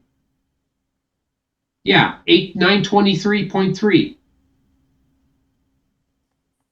Third line on the bottom section, Yeah. the bottom grid. Yeah. Right. Yeah. So yeah, it's 900 megahertz. Yeah. There's a number of 900 megahertz frequencies that are available for some of these things to utilize. It is an open band, and it is shared use, so you can't interfere with others. But as long as it's relatively lower speed devices, so sensors, temperature, typically they don't usually put cameras there, although it depends on what the camera is sending. The camera only needs to send, usually it's sub-megabit speeds is what it's capable of doing. Let's see if I remember, I don't remember what the bandwidth of the Blink cameras were. I don't know. I think you blink and you miss it. Never mind. Frequency. I had my Blink doorbell is giving me a battery warning right now, saying to replace the batteries, but Yep. it's running hardwired. Mine is too, and it always uses the battery. I had to find the box for the little key thing to use to open it. No, you can do it. You can use Swiss Army knife, opens it just fine. Yes. The other thing you can do, and I've looked this up before, but if you want and you have access to where the wires run through the door, you could run or you could fish tape through a USB connection to have a USB power supply with a micro USB connector, pull it all the way through, plug it into the back of the doorbell, then you don't need the batteries. Of course, then if power fails, you lose the doorbell capability. But you can power the doorbell off of a power adapter, basically 5-volt USB. In fact, that's what they do with the. It's interesting what they do with the Blink camera remotes that they allow you to put outside with a little solar panel. The solar panel charges up one of those big lithium batteries, and that's what's running your Blink camera out there. And basically, the sun that charges it up every day uses it up for whatever. You'll never have to replace the battery again until that lithium battery finally dies. But you can't just buy the solar panel and with the battery and buy that separately. You have to buy it with a camera. They didn't offer it. At least Amazon doesn't offer it that way. Other vendors do. You can buy separate solar panels with battery. And basically, it's got the little charger circuit in there so that the solar panel charges the battery but doesn't overcharge it. So basically the same design, sort of like what my Bird Buddy has on it. It's got a solar panel and it charges up a larger lithium battery inside the Bird Buddy. And for the most time, as long as there's sunlight and there's no leaves on the trees, I never have to bring that thing in. So maybe about once a month, I got to bring it in and have it manually recharged while I'm cleaning it. So, are you all familiar with what a Bird Buddy is? Or is that, did I see a shaking of heads? I have a dog buddy. Dog Buddy.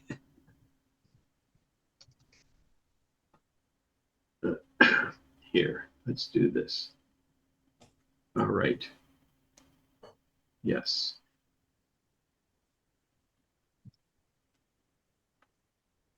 This is what a Bird Buddy is.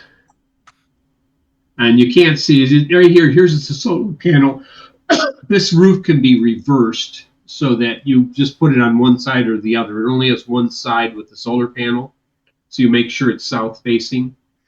And this whole unit unplugs with a little, it's got a USB-C on the top of it. And you unplug it and take it out. And the whole thing takes, basically comes apart in pieces so you can clean it thoroughly, which is an important thing to do if you are feeding birds because of the bird flu that's been prevalent in the area. So you can take this apart, wash it with hot water, and wipe off the camera and put it all back together again, and away it goes. And when it's out of the feeder, the camera is not taking pictures. Oh, you're out of the feeder. But there's a magnet on the back of this camera that it knows when it's on the feeder, and when you put the camera back into the feeder, you're in the feeder, take a picture. Yeah. And then you might get, I wonder if I have that. If a squirrel comes up, does an arm come out and slap it away? In my case, it's pretty difficult for the squirrels to get into the feeder, although it's not impossible. The younger squirrels can jump high enough to get into it. Hang on a second. Let me go ahead and look for that picture. Why do I picture the theme for Mission Impossible play in the back?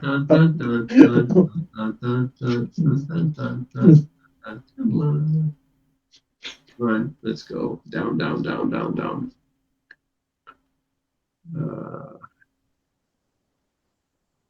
I got to get to November. There we go. We're getting close.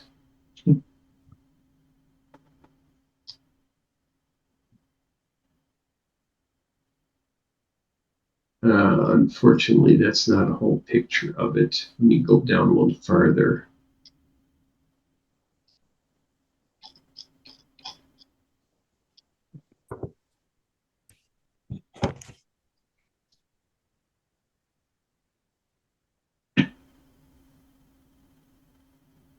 All right, I just did find this recently. I just have to.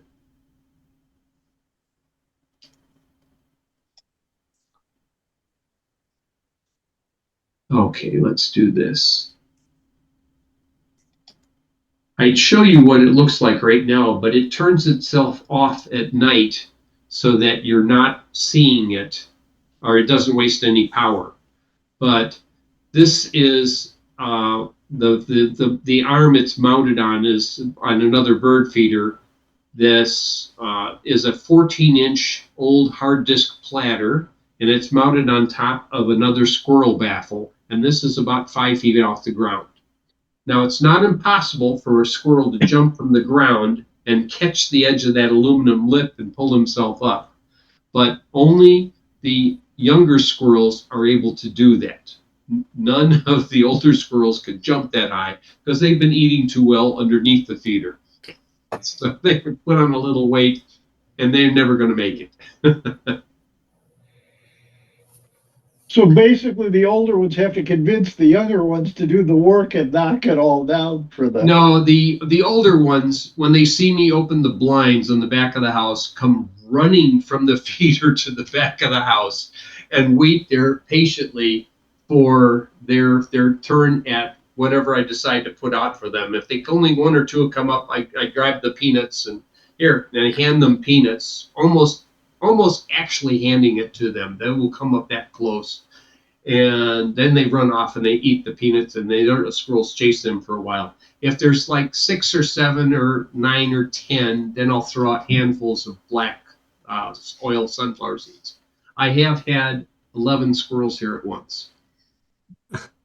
5 or 4 black ones and the rest gray, and the balance a couple fox squirrels. But one of the black squirrels, his name is Charlie, and he comes up and he'll jump up and climb up on the siding and then hang on the door latch and look in the window and say, "Okay, yes, I will get you a peanut." And he will sit there patiently. And even if I go outside and step on the stoop, they're right underneath me, right there. They don't run away. They said, "He's got food." So yes. Oh, that's what I got to do. I got to send this. Let us do this. How did the squirrel tell you its name was Charlie? We assigned him. We assigned him that name. Yes, because he reminded us of our. We had a chinchilla, a black chinchilla named Charlie, so he became Charlie. I had a toy poodle, Charlie. Sir Charles, but Charlie. I have Sir William of Orange is the current cat that we have. Yes. Let's move that up here.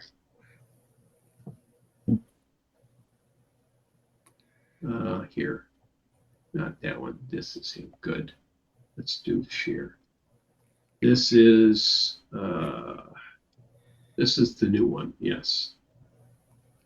The previous owner of Sir William had to move to Hawaii for 4 months, which means she couldn't take the cat with her, and said was looking for a home. And it was 1 week before she had to leave, and we just happened to hear about this, and we were finding out if anyone else is going to volunteer, and nope. And he's a big Maine Coon with because he's got the paws and he's got the M. So the tabby, and he's 12 and a half pounds. He's a big cat. Big boy. Yeah, a big boy. And he has no problem jumping up on his little perch as well. Yeah, I have other ones, but yes, many other pictures. Let's see if I can find the one that I wanted to take. This was an interesting. You go downtown a lot, Sid. Have you seen this picture? No. This is on top of Lurie's Children's. There's two sheep there. They're dressed up. Don't ask me why. They just are. Let's see.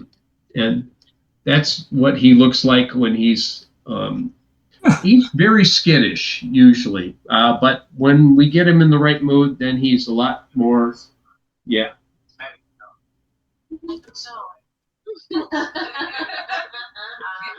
Yeah. Yeah. So anyhow, that's my significant other. Not the picture of the cookie. That's an alien cookie. Yes. I was gonna say. So I did send out the presentation. So I everybody grabbed it. who's looking for that can go ahead and pull that out of chat. Mhm. Yeah, the one downside to the low ray is, well, there's possibility of interference with other low rays in that area, but I'll see when I get my hub whether or not that's an issue or not. I know there is more than one version of the hub that is available for Tapo. There's the 100 and the 200 series hubs. You use a 200 series hub to reach some of their cameras, and that has multiple frequencies below 900 megahertz.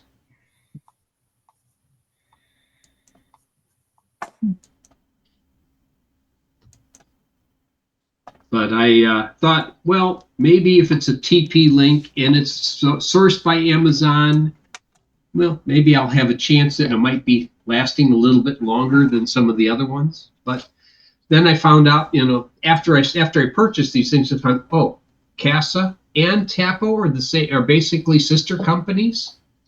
The Casa ones also have more of the Matter interface capable devices, including smart bulbs. But that's why I always wondered, why are you going to spend that much money for a smart bulb, and then when it burns out, you got to throw away the electronics that's controlling it? Yeah. And then I got the. I think I may have showed you the light bulbs that I got that I've had. I think I've. Wait a moment. I'll show you a light bulb. It's the best light bulb yet.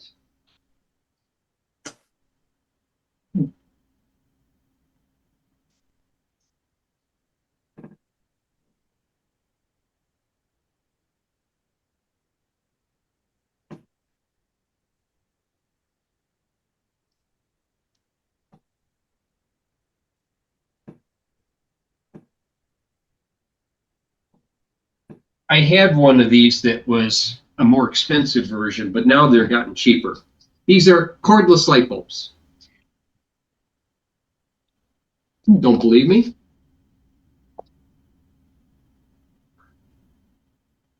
Cordless light bulbs. Need more light? These are also known as emergency light bulbs. They have a battery inside of the thing, and it charges up when it's powered on. So it'll actually screw into a regular socket, and if you turn it off at the fixture, it'll turn off. If it turns off from the light switch, or if like it simulates a power outage, it'll actually turn back on again in emergency mode. So I had another one of these that had a charging indication. It was like a dull green or a dull red that you could see it's charging or it's fully charged. This one does not have that capability. This is a cheaper version. 2 of them at Ollie's for $7. And this is nothing more than a connection that short circuits the 2 points on the bulb. So by shorting it out, it activates the light. When you unscrew it, it turns it off. Which my grandkids like it a lot. They said, Grandpa's got a magic light bulb.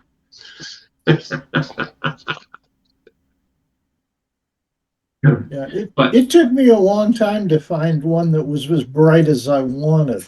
Most of them are 60 equivalents, and I finally found higher ones. But the ones I used to purchase were the Zillotech, and they were 100 watt equivalents, 1600 lumens. A 1600 lumen the typical 60 watt is like about between 675 and 800 lumens. The 75 watt equivalents are guaranteed to be 800 lumens or slightly above, and the 100 watts are 1600 lumens. At least they are that way when they're new. After they're 6 years old, they may have diminished their light output, because an LED failure mode is to get dimmer and dimmer and dimmer until it no longer has any light. And the only other failure modes of LEDs is the power supply inside of the box. These things get warm and they get too hot and it cooks the components. That's the problem that you have with both LED lights. The weak point in most of the power supplies that they supply are the capacitors. Capacitors can't handle the heat. They either dry out or they fail, and they no longer have the same capacitance, so they're not doing the job they need. And you might see an LED light that flickers on and off. That's where flicker comes from. The capacitors failed. So you see a street light that's flickering, blink, blink, blink, blink, blink. Yes, that's the capacitor that's failed. That's the weak point. So, yes. Yeah. And I've taken apart a number of these light bulbs. Usually this part snaps off. Oh, it does. That's what it looks like inside. All of these little things in here, I don't know if you can see it. It's not the best resolution there. Anyhow, there's a number of little chips that are running around the outside. There you can see them that way. If I shelter it from the light, you can see the little lighter colored. Those are the LED chips. This one has somebody actually probably took apart an extra light bulb to make this thing work, because normally there's no screws on these things. I see one screw that can actually be taken out and then it can be pulled apart and you can put in the battery or whatever else you want to put underneath there. And the rectifier and the other DC supply. But that's how these things work. In a regular light bulb, you can do the same thing in many cases. The Zillotech, I took them off and left them off for use in our fixtures over our sanctuary. And I put 4 bulbs in one adapter to a mogul light bulb. We used to have 500 watt mogul bulbs that has the 1.25 inch diameter base. So I would unscrew this adapter in and plug in 4 of these Zillotech. So I went from, what was it? I think a maximum output was like about 3,000 lumens for a 500 watt light bulb incandescent. And by going to 4 1600s, I went to 6,400 lumens with LEDs. So I was doubling the light output, and I could change the color temperature, go to a 3,000 instead of whatever. The incandescents we would use were either 130 volt or 120 volt. 120 volt incandescent bulbs last maximum of 2,000 hours. 130 volt will last 3 times as long, but you have less light output. It's like running it at 420 watts instead of 500. But now I replaced them all with LEDs, and I hardly ever have to get out the Widowmaker ladder to get up there and change light bulbs. It is a 12.5-foot wooden step ladder. It requires 2 men and a boy to move. How old a boy? Average size, somebody to hold the doors while you carry this thing up the stairs. Okay, any other questions we got here? I can show another toy. Sure, go ahead. All right, let me see if I can share this. Go to advanced, go to AirPlay. Then on the iPhone here, we'll go to, and I have to hit the corner thing. Whoop, stop that. Pick the corner here like that. Hit this little guy symbol here, like that. Hit Zoom SID. And connect. Okay. Apple does make things easy. Oh, that's nice. So this is a Gira Fit cameras. I mounted one in the front and one in the back. Yeah. If I click on the back one here, that's a live feed, and if I rotate it, it'll blow it up. Well, it's nice that the village has illuminated your backyard for you. Well, that's why what I'm showing here. Let me do, sorry, I gotta do the Face ID to log back in. There we go. I accidentally hit the button. What's interesting is this is darkness out there. This has infrared AI in it. It does color infrared. Wow. That's Okay. why and now it even sharpened it more. Uh-huh. The flashes are cars going down Roselle, the headlights. Yeah, but But those are it still picked, street lamps that are making the really bright things, right? yeah, but Okay. it's fascinating the quality it's doing in terms of infrared. Well, I don't think this is technically infrared. It might be very low light capable, is what it is. It's pretty dark out there. What's interesting about it also is that it's the cameras are mounted to the glass. These are glass mounted. You put a peel off on the window, and the Uh-huh. surface at the front of these cameras is like a Velcro thing. Ah, So okay. it adheres to the pad you put on the window. So they're battery So operated too. no batteries. It's totally electric because it mounts on the inside, Oh, it's on the inside. Oh, so this is going through your window. and it's a double pane on top of that. Well, that's why I'm wondering if it's infrared because most infrareds, if they have an illuminating LED, will it'll bounce back off of the light. which Okay, and which is true. which is what I've had when I have cameras on the inside of my windows. All I see is the reflection from the LED light trying to illuminate the scene. Now, You now might, yeah. the round part that the camera sticks to is black, and Okay, it's glued onto the window, and then the okay. camera's fitted onto that. So you can see there's no reflection back. No, that's pretty good. Can you pan and tilt it now? No, I can actually zoom it, you can. You can zoom it. Okay. and then I can move. Yeah. Okay.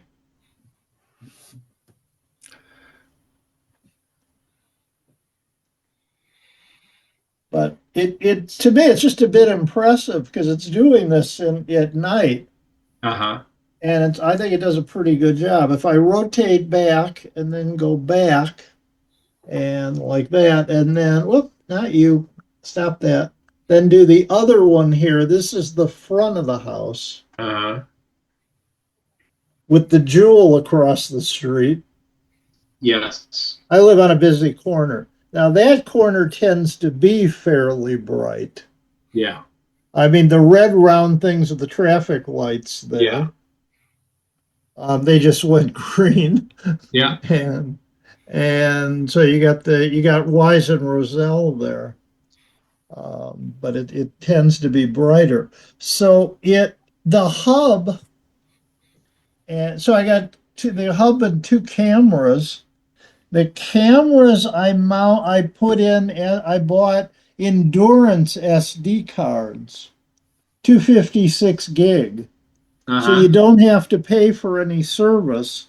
It stores them to the SDs, and the 256 gig SDs are big enough that it stores over 10 days, Okay. 24 hours a day. Being electric, it's continual. Yeah. So you can pick a date and then swipe through Uh huh. and link and then come down on at any given time. It does have motion sensing also. If a person walks through, it will note on that as well. Does it Um, recognize people versus animals yet? Or um, just I haven't bothered to play that much to tune it because frankly, I'm not using these for that. I Okay. have other cameras for that. These are just overview cameras. If they have a fault, you can sort of see what the fault is there. The driveway is to the right, but you can't see most of the driveway because the way the house garage comes out Yeah, to the side there. And since this has to mount flat to the window, you can't you're on aim a it. Yeah, plane with the window yeah. instead of being able to angle.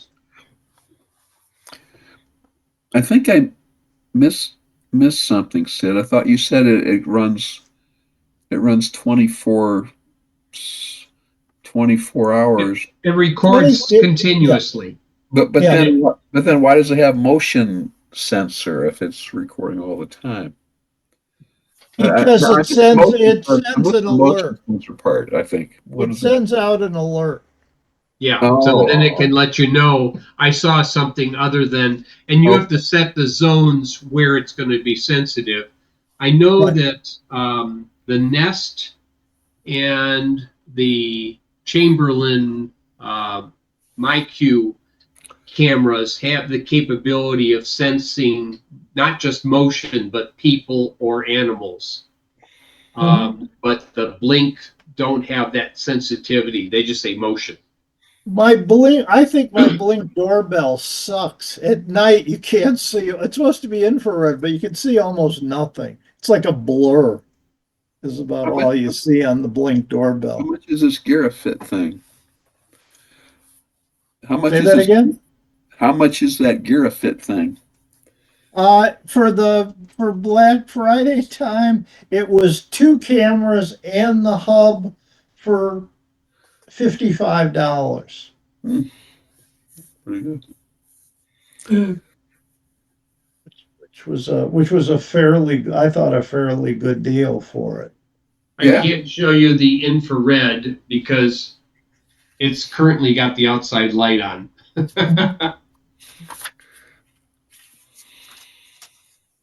But Right?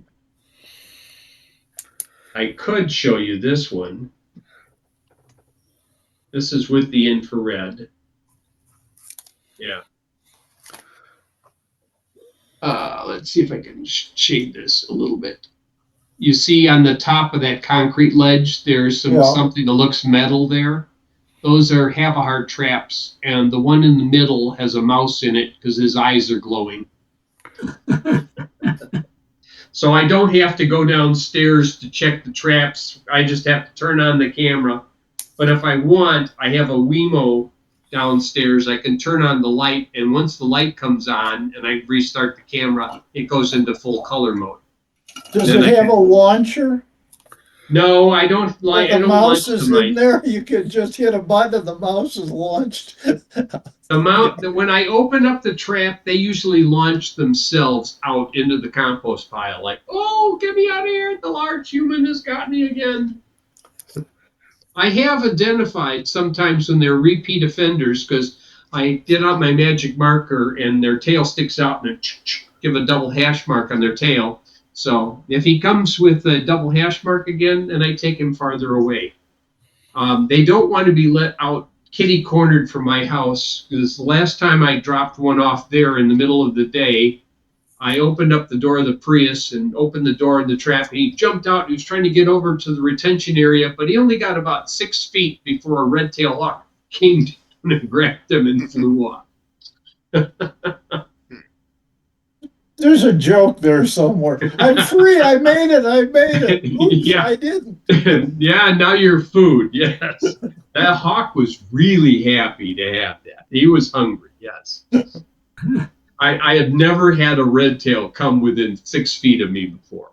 And he looked right at me and said, thank you, and flew off. Thanks for the food. Can I Yes, show I one could. last toy? Yeah. Okay. One last toy here. I'll show you. I bought this guy from Elgato.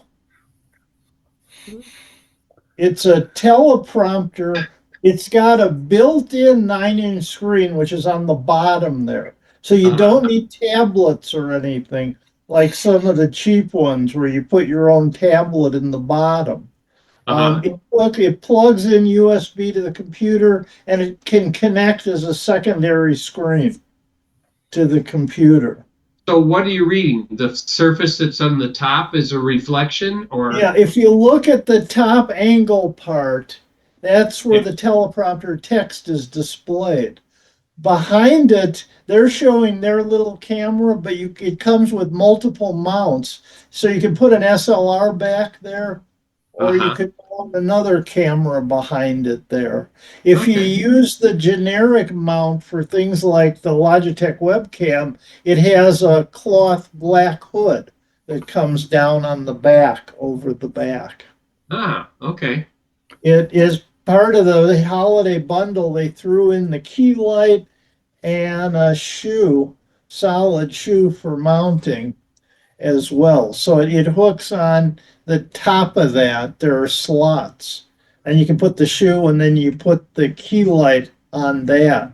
And Uh-huh. the key light mini is really nice. It's a full cube light with multiple brightnesses. At full bright, it's really bright.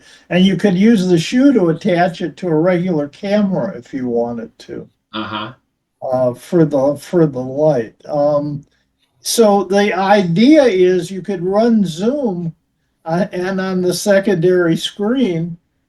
So in the display, you'll see the Zoom thing, and then you're Uh-huh. looking straight into the camera. Oh, that's nice. It sort of addresses this Dell, which is instead is moving the eyes Yeah.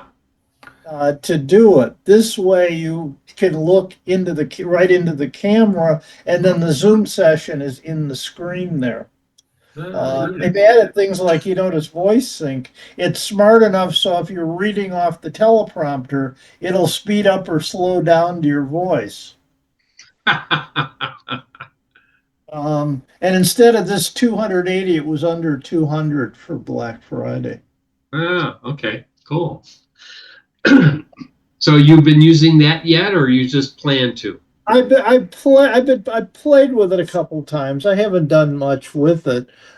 Since this Dell has eye tracking on its own, I'm not sure what I'm going to use that one for, but we'll see. I had it, by the way, this has the eye tracking, the one I'm on.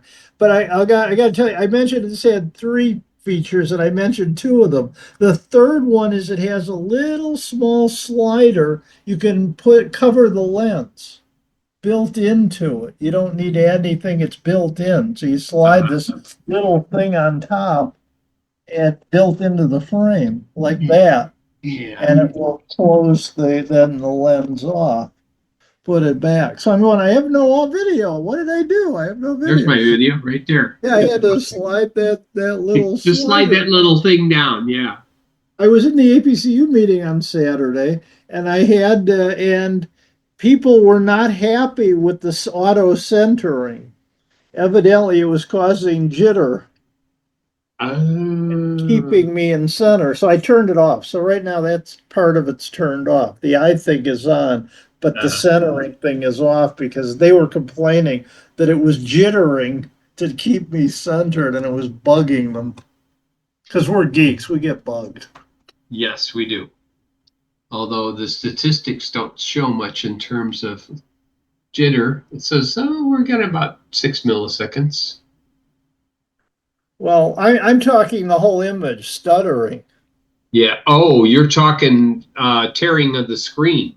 Yeah, Okay. because it kept bringing the person into the center and in. Pixelation because it didn't have the bandwidth. Yes. So as you're moving, it kept readjusting, So, okay. which was not making people happy. So as I said, I turned that off. But hey. So maybe by next month I'll have the temperature sensors and I can report on an upgrade to whether the temperature sensors are working or I've had to return them all to Amazon because they couldn't supply me the hub. What kind are you using? The one that was at the end of my presentation, the T315, it actually has, it's a Tapo sensor, but like I said, I'm waiting for the hub before I power all these things up. case, because if you don't have a hub, you can't capture anything from them because nothing else is talking 915 megahertz. Unless I decide to upgrade to the hub 200, and which is normally for cameras, but I think it can still talk to the other sensors. I haven't checked that yet. But we'll see which one works. Yeah, I have a weather station and it came with an outside sensor. Well, I wanted this for the different places in the house. Some places are colder than other places. I only have the one thermostat here, and I haven't deployed the Ecobee with a remote sensor to be able, but it only has like one or two remote sensors, and you got to buy extra. I figure if I can just get the other sensors and figure out, is there a way to tell the Ecobee, just turn on the fan, circulate the air, Yeah.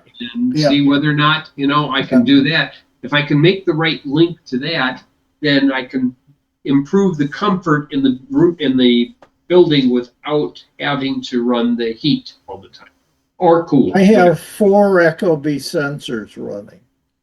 4 of them, yes. One's master bedroom, one is guest bedroom, one is dining room, and dining room is the one built into the thermostat itself. Yeah. One is called Lil B, which was the first one I added, which is in the family room, and then the other one is in the living room.